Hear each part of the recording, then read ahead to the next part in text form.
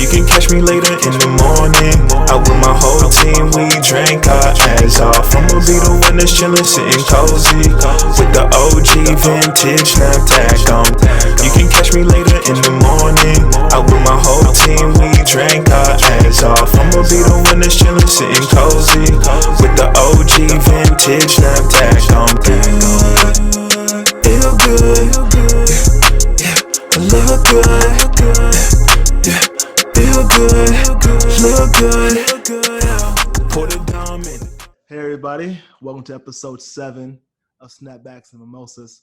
I am your gracious host, and knows Ergy, aka Cheeseburger Eddie. For those that's watching, you remember that name. I have a great guy, one of my brothers, Trav White, on the call with me, on the episode with me, and I'm just glad that he's here with me. How's it going, Travis? What's up, Eddie? I'm doing awesome, man. Thanks for having me on the show. Thanks for coming on, man. Thanks for coming. And how's life in quarantine? Oh, we're grinding, but we're getting by.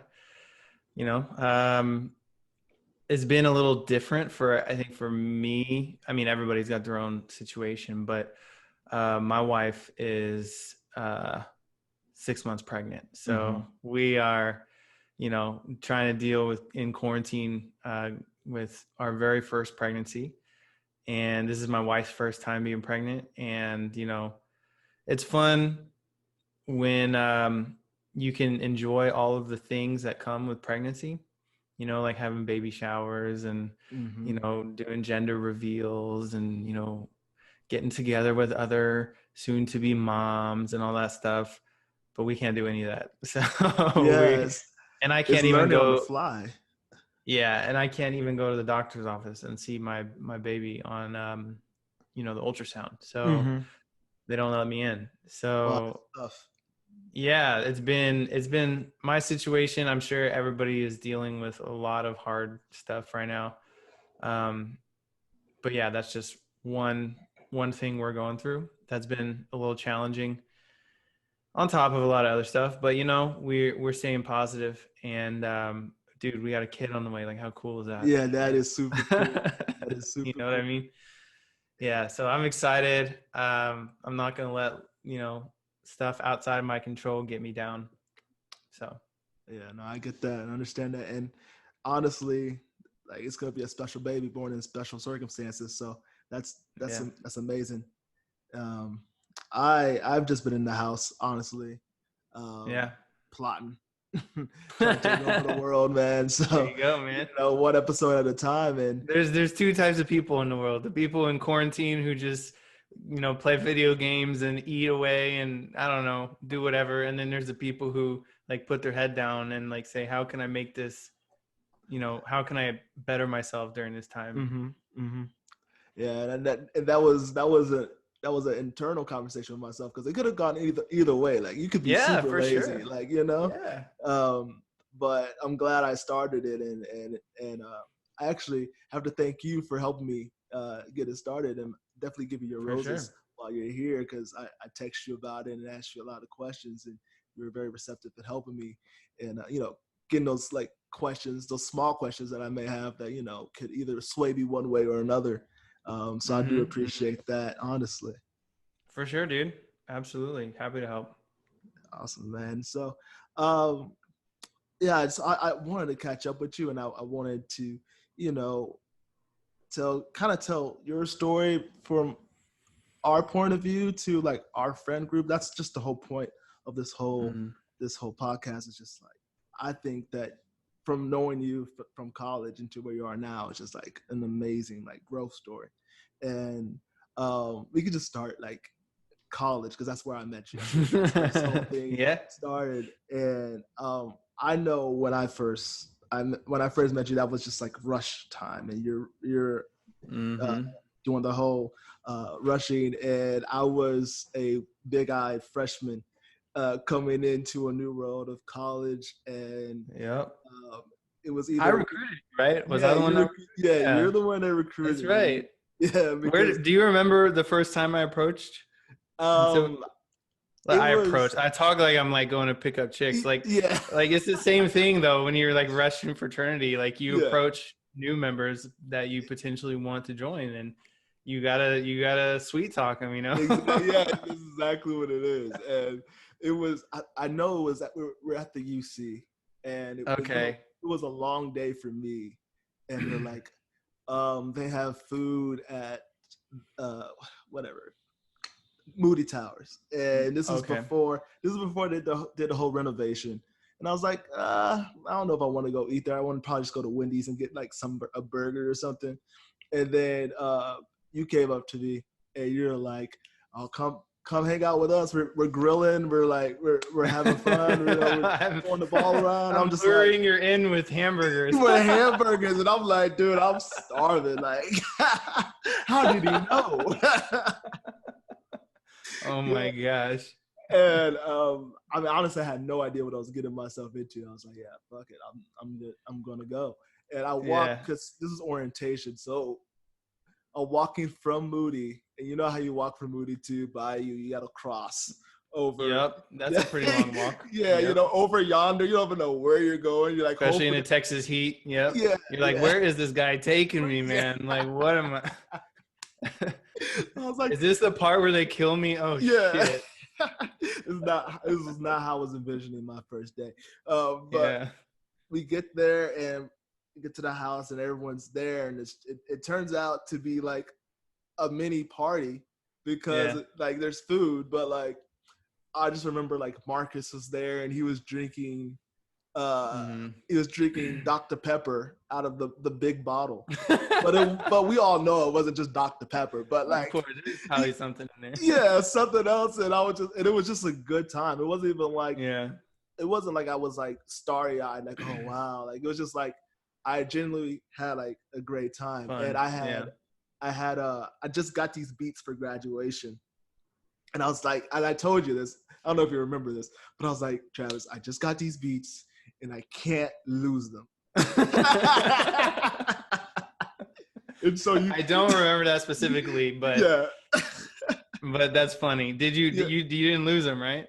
I didn't lose them because I gave them to you, and you went and put them somewhere in the house somewhere, so I wouldn't lose them. Kept them safe for you. Yeah, but I was having such a great time that once I was done having a good time, I left and went back to Moody and completely forgot you had the I forgot I had the beats. And I call you the next day. I'm texting like, dude, I forgot my beats. And in my head, I'm just like, dude, you're not about to help a freshman out for some stupid like. I'm like, dude, I already sold them on eBay, bro. I already made like $500. And no, you were just like, yeah, they're right here. Come over and pick them up. And like once that happened, I was like, I'm so like these guys are cool. I'm gonna come back over here. Like that was it. Like and that was the story. How you got me to Rush. Oh, I saved your beats. You saved my beats. That's what you gotta do, man. No, but there's like a little nugget in there, right? Like people respond to someone who like genuinely cares. Mm-hmm. You know, like, and that I think was a big selling point, not even a selling point, just a fact about the fraternity that we were in. Yeah. Like those guys were so genuine. It wasn't your typical frat. Exactly. Yeah. You know, like it like we were like a real group of brothers. We were a brotherhood. You know, it was, you know, we could rely on each other. Each person cared about each other. Mm-hmm. Yeah, we had parties and, you know, we did mixers with sororities and had fun.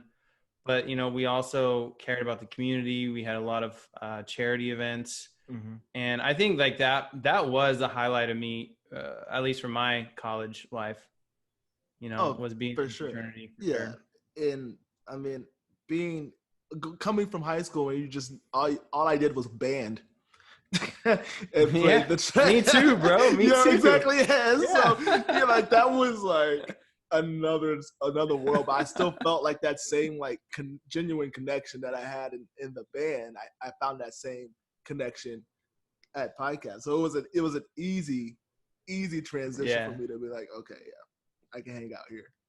But yeah, and that leads me to like being in the fraternity with you and watching you like how you maneuvered, you know, and like first of all we had the friendship fiesta and you're always on stage and having a stage presence, and I guess I would say being the face of Pike Alpha Phi at the time you were, um, and then knowing that okay at the time I think I was a sophomore and you're working in you're working in was it oil and gas or engineering?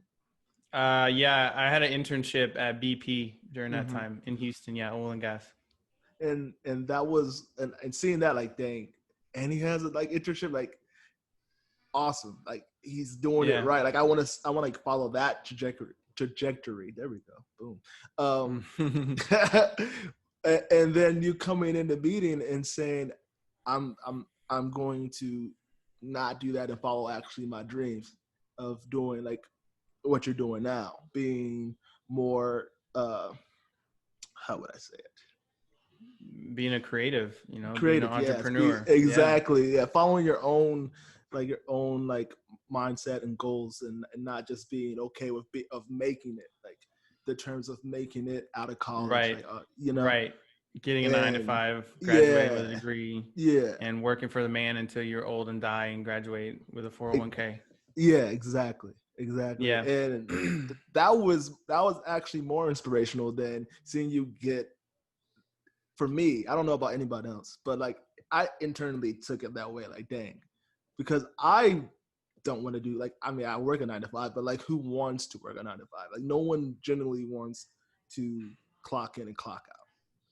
Right. Unless it's something they love and they're passionate about it. Yeah, exactly. Yeah. You know? And seeing that was like, okay, well, I can create on my own, you know? So For sure. I mean, how was that like that internal conversation with yourself? Because that's not a small thing to like jump into. Right. Not easy. I'll tell you that. For several reasons. The first was that, you know, while I did take out school loans and I paid for a lot of my own college, you know, I also had, as much as my parents aren't wealthy, they're not rich, but, you know, we're middle class, you know, working class Americans. And so my dad, being the hard worker that he is, was able to help me a little bit with college. And so when I graduated with a degree, I kind of felt like I owed my parents for me to go out and get a job and work hard, because they financially gave me support while I was in school. And so that was one internal battle, was what am I going to tell my parents? The next internal battle was, can I do it? Can I actually be successful and I'll tell you what, man, like that's something that I think I still battle with, is like kind of that imposter syndrome type thing. Yeah. But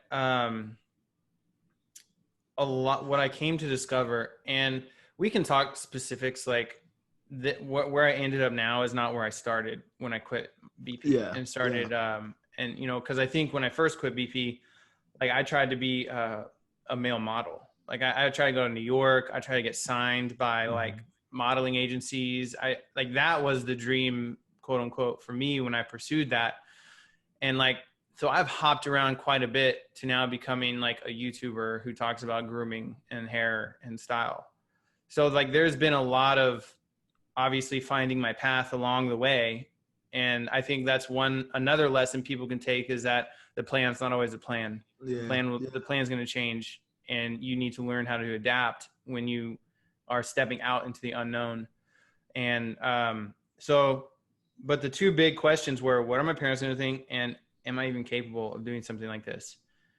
And I think oftentimes when people are thinking about quitting something or taking a step, taking a risk, and doing something that is completely, in their mind, crazy, or at least what society deems as crazy, you come up with a lot of stories that you tell yourself. You come up with a lot of what if this happens? What if that happens? This is how, like, it could happen this way. And then I could be homeless, or I could go and pursue this, and then nobody cares what I have to say. Nobody listens to anything. And I have to go back and get a job anyways. And then I wasted 2 or 3 years, and now I'm having to climb the corporate ladder late. And like, these are all these scenarios that go through your mind. And what you need to learn how to do if you're going to take those risks is to silence that voice and not listen, like just basically not listen to those doubtful, because they're just thoughts. Literally, they're just nothings. Like man created thoughts. Like you created those own thoughts. Yeah. I created those what ifs. Like those weren't real. Those weren't based in any sort of reality. It wasn't based, because if you look at actually the track record that I've had, everything that I attempted, I was successful at. And so I'm not looking at the reality of the track record that I've had through college. I'm looking at the fear that doesn't even exist. It's not even manifested. It's nothing. So you have to learn how to not listen to that story in your mind and actually say, you know what?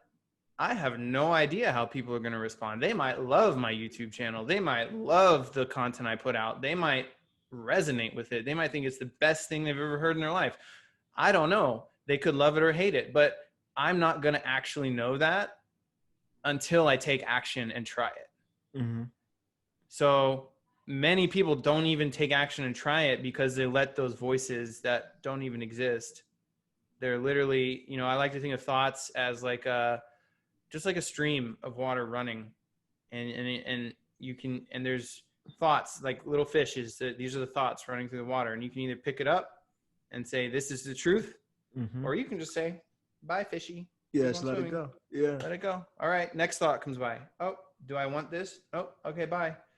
And so that's what I would say to anyone struggling with any sort of big decision or risk that they're trying to take is you actually have no idea what the reality is going to be. And it could be everything you ever wanted.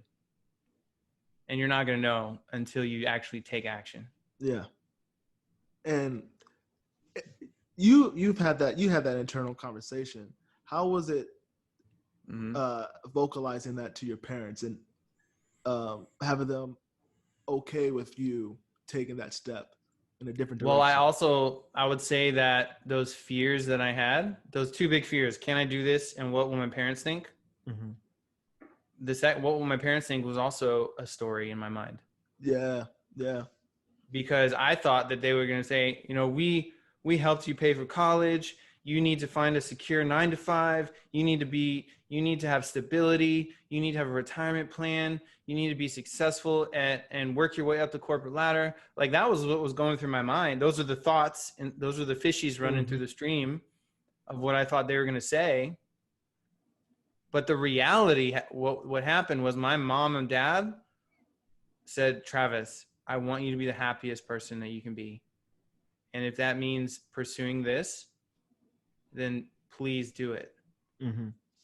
That's awesome. And it wasn't even a second thought. And in my mind, first of all, I'm like, I love my parents so much. They're the greatest parents on the planet. Because I know not everyone's parents, I'm not going to act like, you know, that's going to happen for everyone. Yeah, exactly.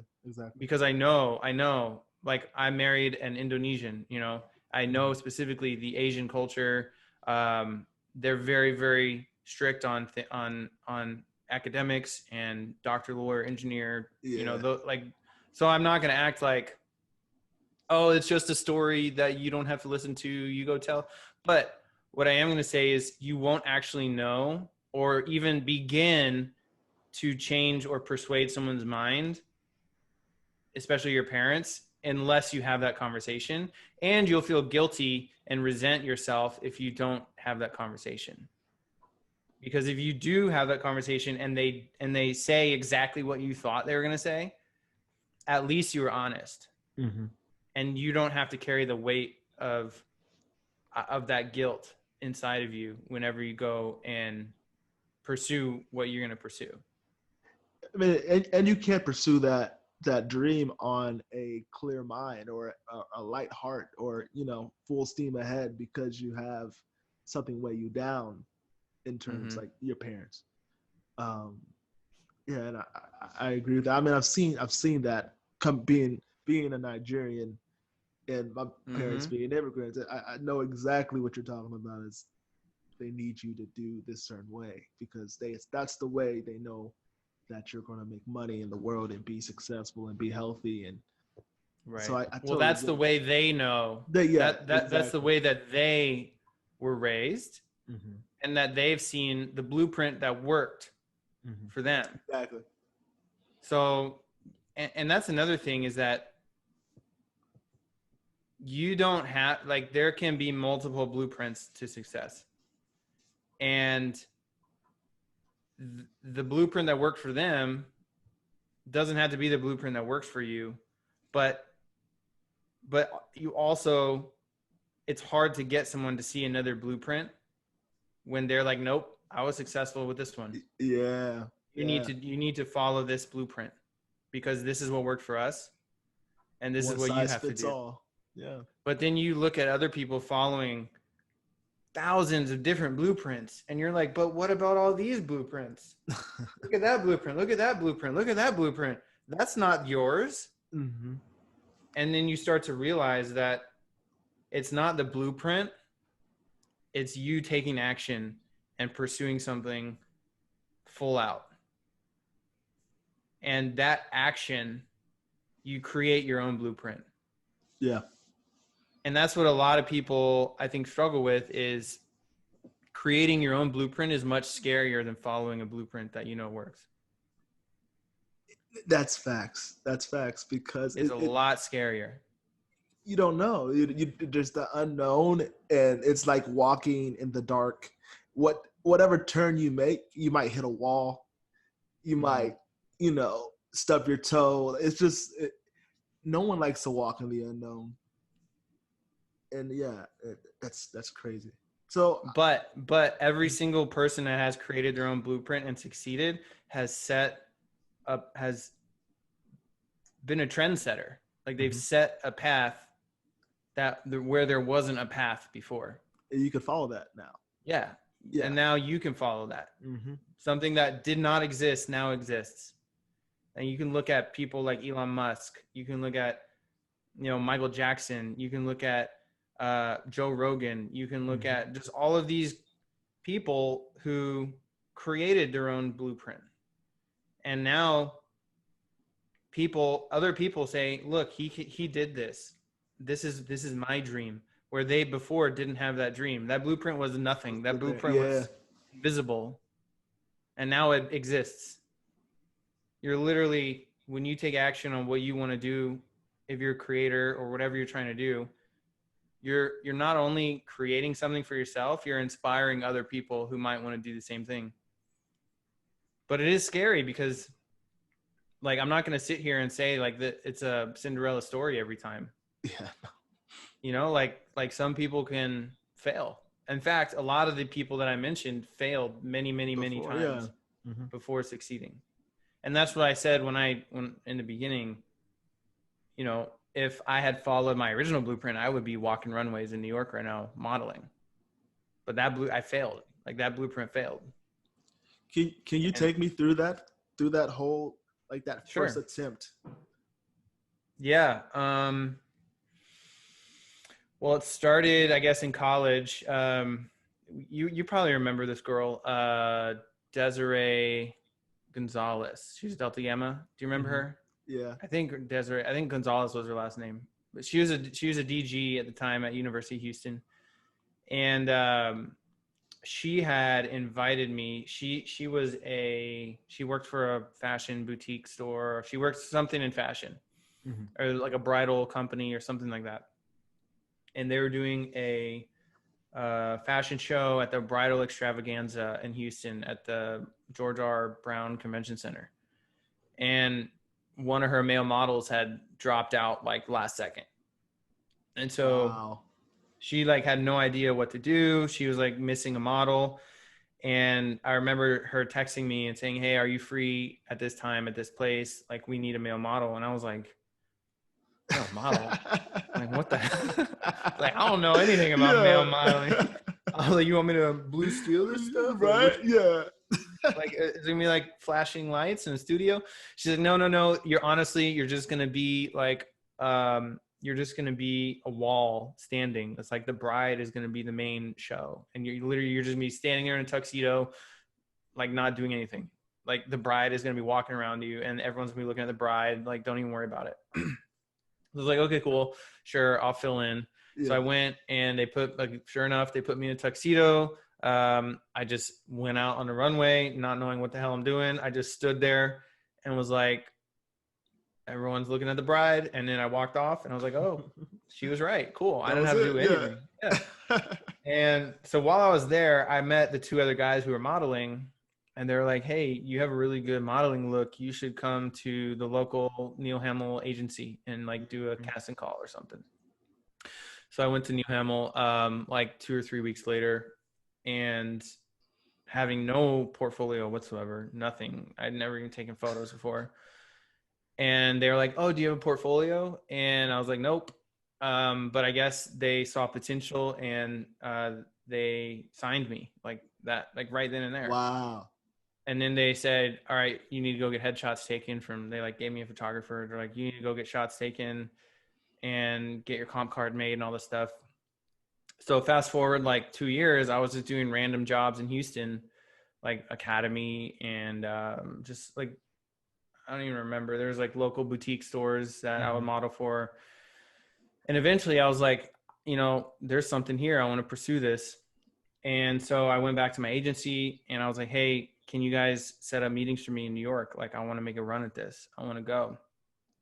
And they're like, sure. Yeah. They're like, you probably need to like lose 5 pounds or lose 10. You need to change your hairstyle. They were telling me all these things that New York agencies look for, and that I need to make these style changes and clothing changes and grooming changes.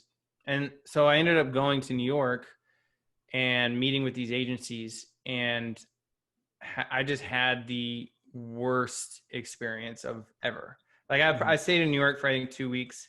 And what happened was, I think I had an expectation of how it was going to go. Not that I thought I was going to walk into these agencies and they're going to sign me, but I think I had it in my mind that they would at least be like polite, or they would be like friendly, or they would be, because I grew up in Houston, Texas, like Southern hospitality, dude. Like everyone in Houston is polite and they're friendly, and they're like, oh yeah, come on in. Well, here, share a drink with you. Here, have this.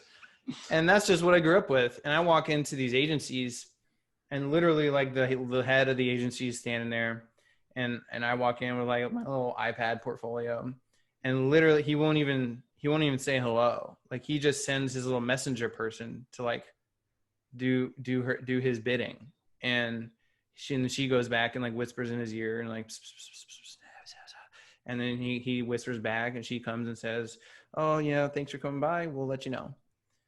And I'm just like, hi. Okay. Yeah. I'm like, hello, I'm a human. But like it just put a really bad taste in my mouth for how the industry is. And basically that unless you're the most gorgeous specimen on the planet, you're not given the time of day to be treated as a human being. And so I was just like, I don't know if this is actually my dream anymore. Like, and not to mention the questionable things that photographers want you to do in order to take photos. Yeah. And that's another story for another podcast, but it just wasn't, it became not worth it to me anymore to chase that sort of fame and fortune. But I will say one thing that I got out of it was I really learned how to dress better. Like I had like you remember me in college, like I was wearing like Sperry's and like, like baggy jeans and like tank top, neon hats, like trucker hat. Like, dude, I didn't know what the hell, how to dress. I didn't know how to look sharp. And like, so if I learned anything from modeling, it was, okay, like you can literally change your appearance and have an amazing first impression on people. Mm-hmm. And so I was like there. And so I came back from New York and I wanted to try that at my internship at BP. Well, actually it wasn't an internship anymore. I got hired from them. Mm-hmm. This is like a year or two later. They hired me to be working for them. And so I think I just graduated from U of H and I'm working full time at BP, and I like took 2 weeks vacation to go to New York and then came back, and I still got my BP job, but now I have to decide what I want to do because I was miserable at BP. But I was like, you know what? I'm going to dress up at work and just see what happens and see if there's anything different that happens. And so I go to work. Normally I wear super baggy, like Dockers, like as my slacks, and like these duck shoes, and some like U of H polo from the golf team or something. Mm-hmm. And so instead I wore like tailored, like super fly chinos with like double monk straps. I wore like a fitted blazer and like a really fitted button down shirt. And I'm just looking fly. I just remember looking in the mirror. I'm like, oh my gosh, finally, you know how to dress. And so I walk into BP, and all of a sudden all my coworkers are like, oh my gosh, like you look so good today. What's going on? What's the special occasion? Everyone's asking me what's different. It's always a special occasion. It's always a special occasion. And I just say thank you. You know, I'm just practicing presenting myself better. Mm-hmm. And my boss comes up to me and he's like, hey Travis, you know, what are you so dressed up for today? Oh, you know, Danny, I'm just working on dressing better and presenting myself better. And he's like, so you're not interviewing for other positions at like on your lunch break or anything, are you? Like he thought that I'm dressed up because I'm going and scoping out a competition and trying to interview for jobs and getting headhunted or whatever. And I was like, no. I was like, I'm not doing any of that. I'm just, you know, working on dressing better. That's all. He's like, okay. So then a couple hours pass, and he's like, he calls me actually on my way out. And he just says, hey, Travis, I just want to let you know, I took a look at your salary, and you're about 3-4% under what the market rate is for your going position. And we just wanted to give you 3% raise. Wow. And I was like, thank you. Thank you very much. I appreciate that. And literally did not do anything else differently. I didn't work harder. I didn't bring a proposal to him that was going to increase our revenue or like do anything. I literally, the only change I made was I dressed better that day. Yeah. That's it. That's amazing. And I got a raise from it. And so from that moment, I was like, okay, like guys need to know about this. Yeah. Like men need to know that dressing well equals opportunities that you might not have ever had. Mm-hmm. And it might be a raise, or it might be somebody approaching you, or it might be you having the confidence to approach someone, or it might be you go to a networking event and you meet some important individual that will change your life. Like it doesn't really matter what the situation is. I'm not saying you're going to dress up and get a raise. I am saying that you're putting yourself in a position to where when you present yourself well, good things could happen. And is that, you know, shallow? Is that maybe, but that's human nature. And that's just how people are. And when you present yourself as best as you can, like opportunities happen. And I was like, all right, I'm starting like a fashion blog. And here I am like getting all shiny object. I'm like, I don't know the first thing about fashion. I just knew that you had to like get your suit tailored. So I'm just like, I don't care. I'm starting a fashion blog. Guys know, you know, how to do this. And I have modeling experience. So I'm like, you know, I'm just going to take photos of outfits. Yeah. Go back to my very beginning, my Instagram page. Like I had no idea how to dress. Like I thought the outfits that looked amazing were like, they're horrible, dude. Like, but I didn't care because, and that's another lesson is that it doesn't matter if you're good or bad. It matters that you just take action, because you're gonna get better. Yeah. It's You a will vision. learn. You will learn. Not even a vision. It's you're going to learn real fast what is not good, because you're gonna get feedback from the public. That's true. That's true. That's true. And you're gonna say like, they're gonna tell you like, what is this? Like, nah, bro. But nobody wants to get that negative feedback, so they don't even take action. They don't even start. So I just started, and I what I thought was good wasn't good, but it didn't matter, because I was learning and I was getting better. And dude, in literally 1 year, I just got like 100,000 followers on Instagram. And this is way back in like 2015 or something like that, 2014.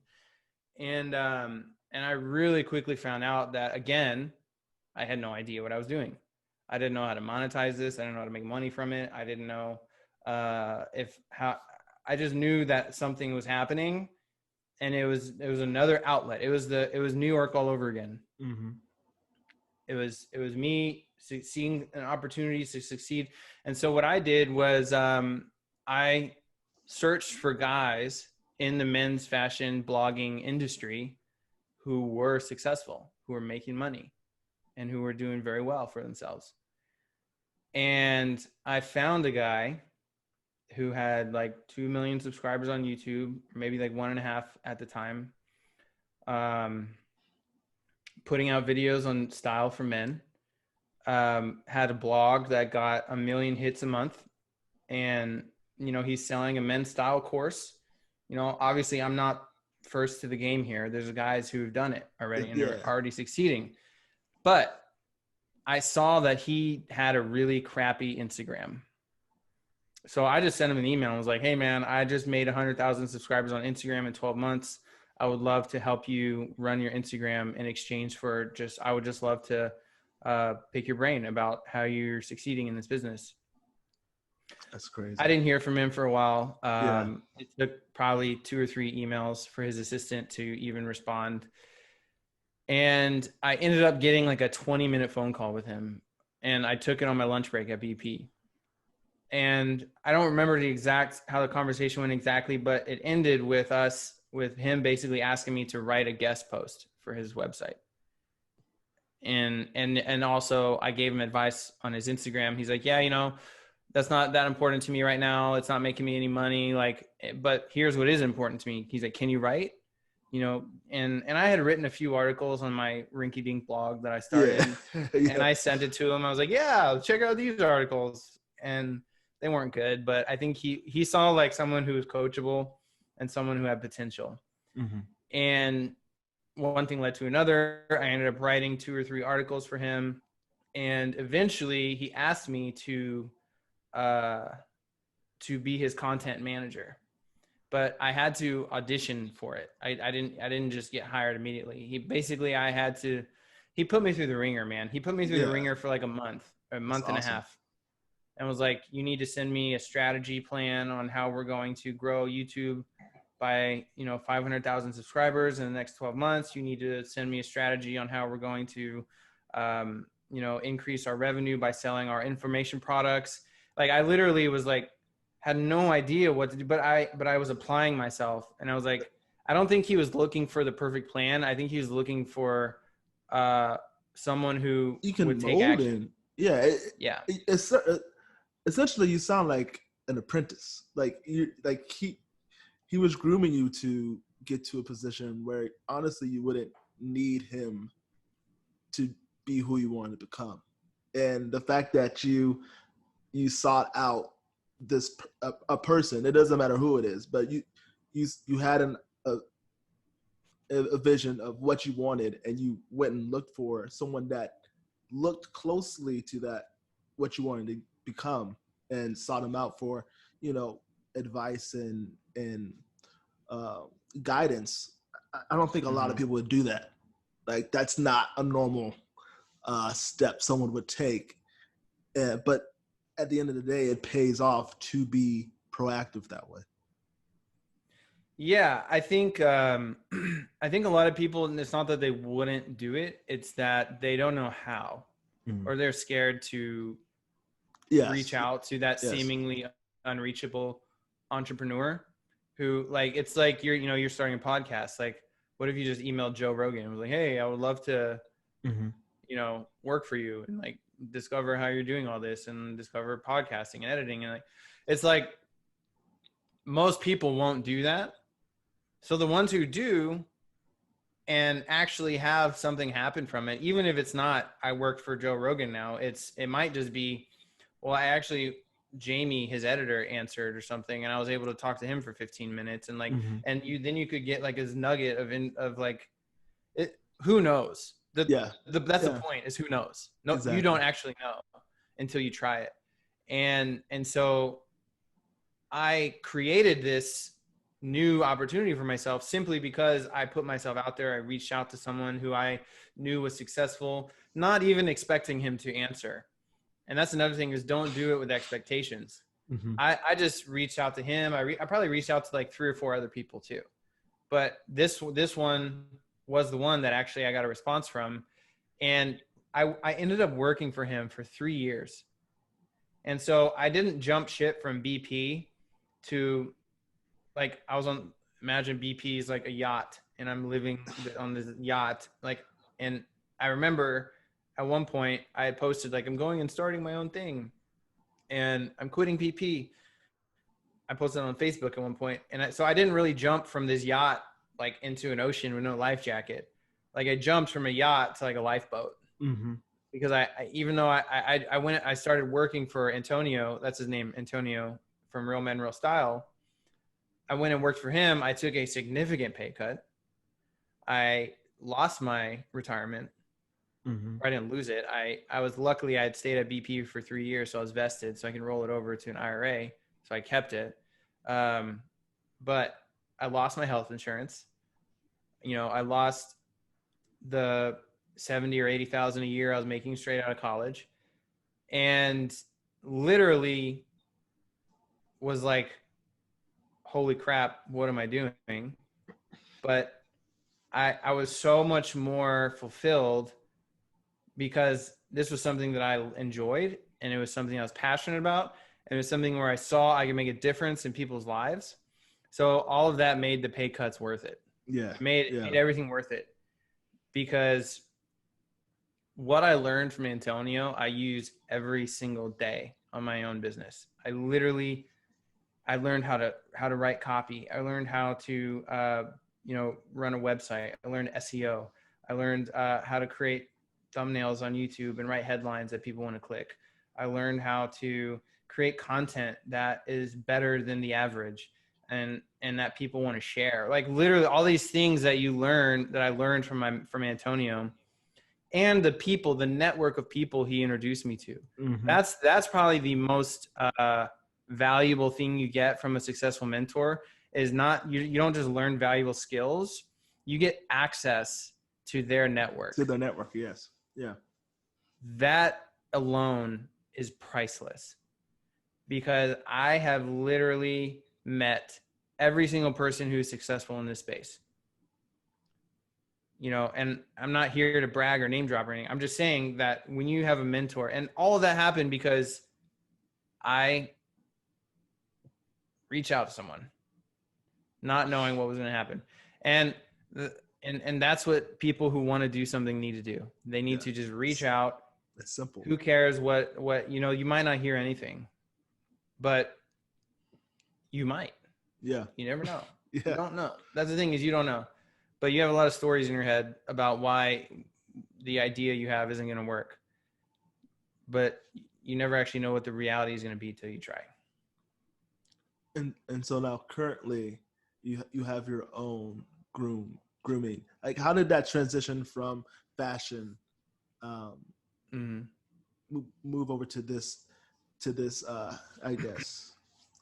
Well, I'm still doing fashion. So lately I've been doing a lot of videos about hair and grooming, simply because when I started pursuing YouTube really strongly about when quarantine started, so I was doing Instagram and my blog for like 2 or 3 years after I left working for Antonio.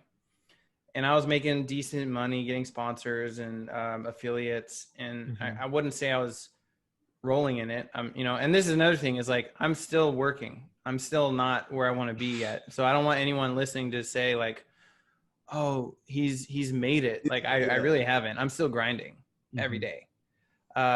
So, but when quarantine hit, like all of the sponsors like dropped out, and like the fashion stuff, my local fashion consulting business like went down the drain. And like I took a really big hit when quarantine happened. And so I needed to find something quick that I could build. And I just started talking about, I literally would publish 2 videos a week, just talking about stuff I knew.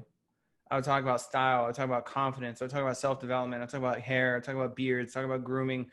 Like literally as all this stuff that I learned over this last 5 years, I just talked about all of it. And I remember the one video that went viral that took off was like 5 ways to style men's long hair. And like that video took off. Yeah. And I was like, okay, there's something here. Yeah. Let me just put out more content about hair and see if people resonate with this. And keep in mind, I didn't just dilly-dally and put out whatever about hair. Like I was like, you know what? I'm going to put out the best hair videos on the web. Like I didn't just say, oh, let me just throw together a few clips. I was like, nah, I'm going to find science. I'm going to find the research. I'm going to find studies. I'm literally going to provide as much value as I can and help men with their hair growth journey or with whatever they're struggling with. And there was something there.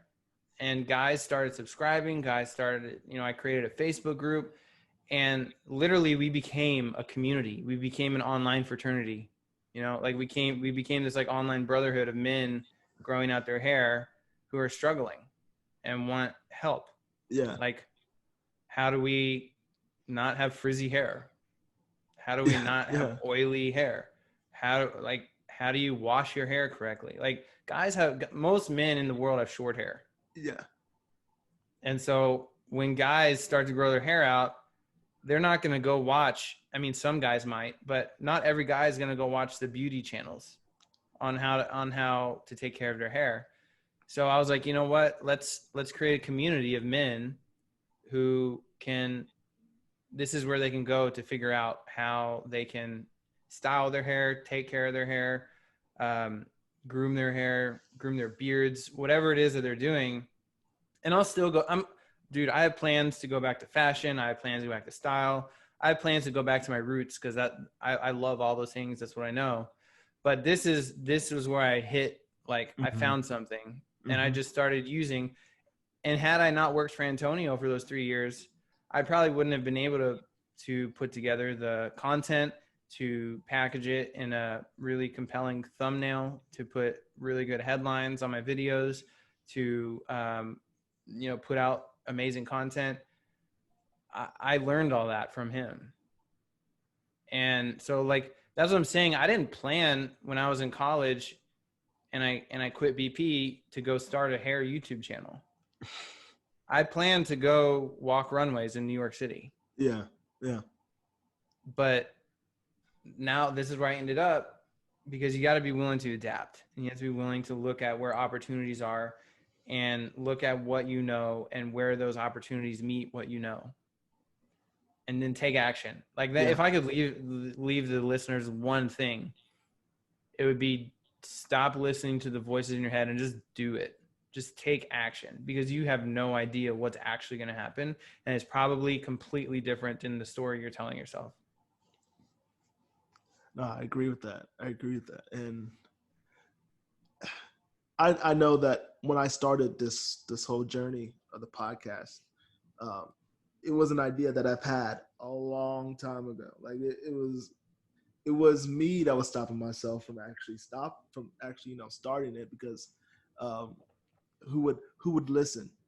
Like who am I reaching out to? Like what am I going to say?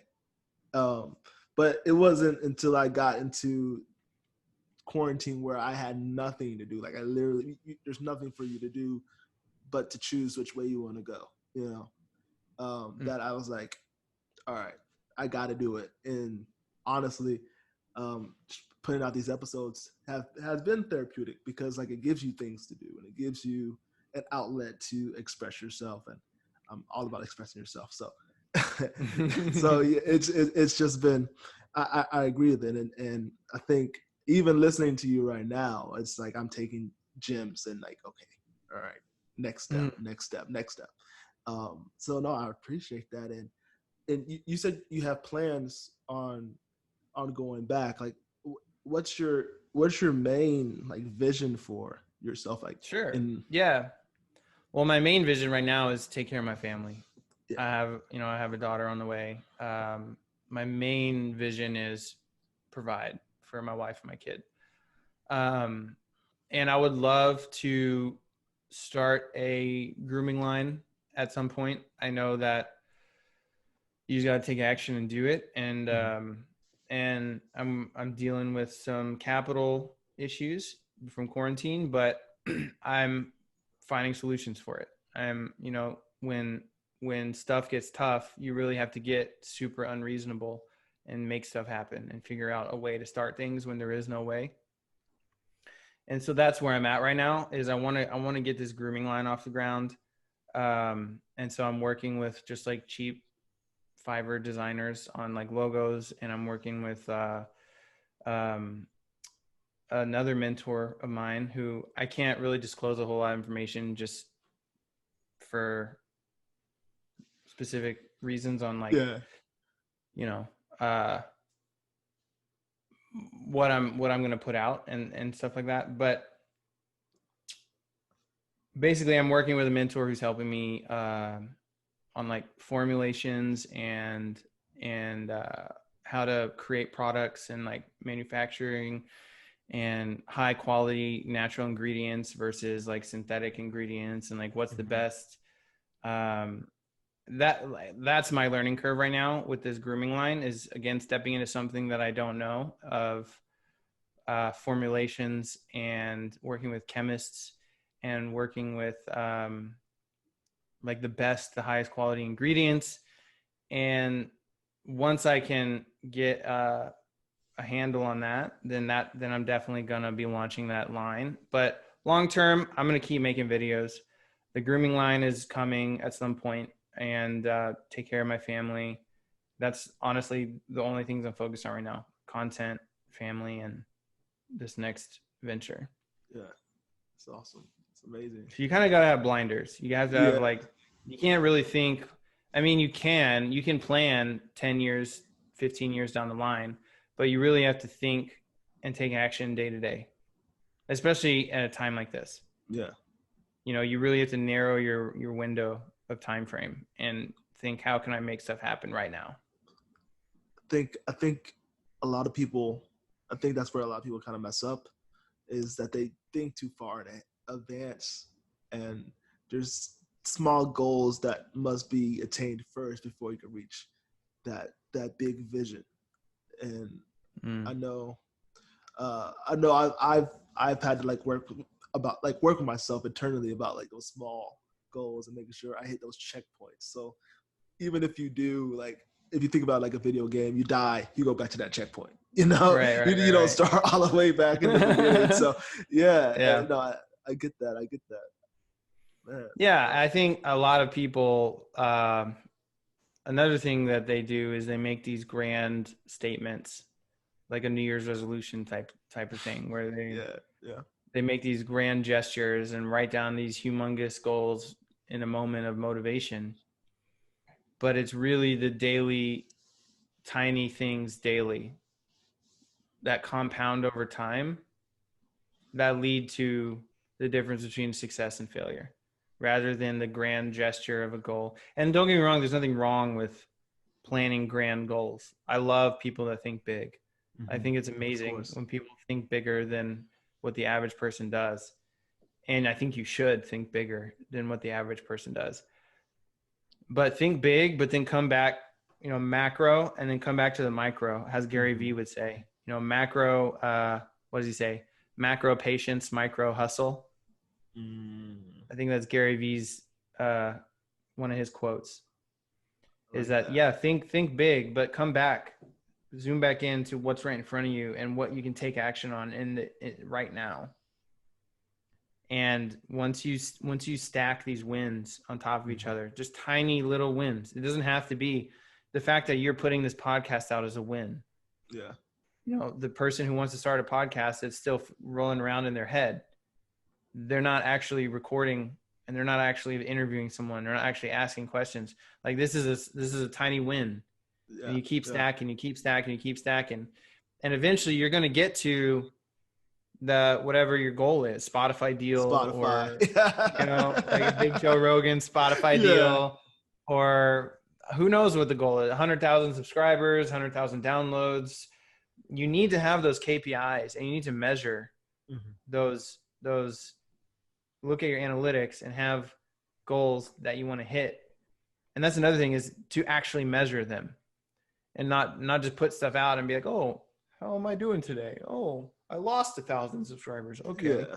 Like you need to actually measure and follow up and do things that move the needle. But it all comes down to taking action right now.